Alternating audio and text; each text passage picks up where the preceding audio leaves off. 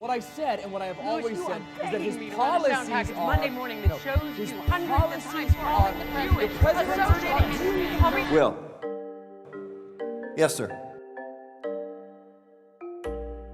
Stories are basically about, it was a typical day when all of a sudden this happened.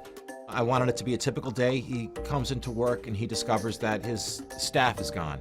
And the way I'd written it, we just hear about this thing that had happened 3 weeks earlier. Can you say why America is the greatest country in the world? It was Scott Rudin who said, why don't you take a stab at writing the thing that happened? Let's just see what happens if you do that.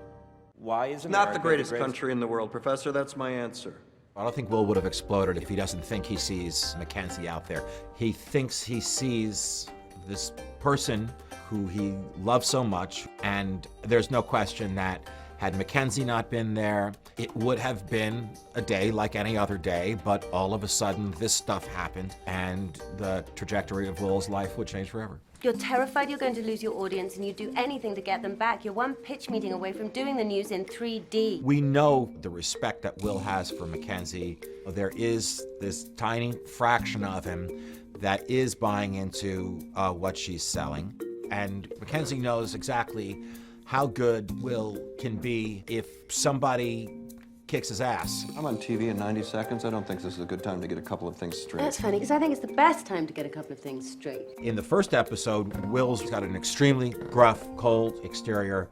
People are frightened of him. I'm affable. Key department heads are happy to go with Don. He's sort of everybody's second choice and nobody's first choice, and he's just fine with that.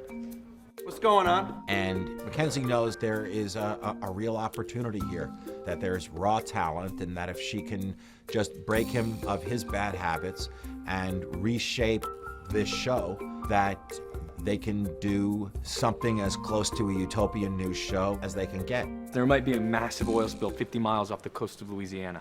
One of the nice things about doing this show is that you get to have hindsight. The show always takes place in the recent past.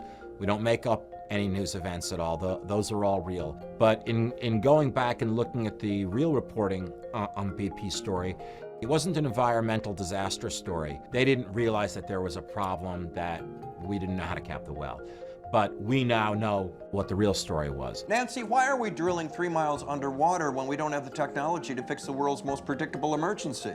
So you can, if you want to make that choice, you can make our guys smarter than everybody else, or in the case of the first episode of the show, just luckier than everybody else. In the old days of about 10 minutes ago, we did the news well. You know how? We just decided to.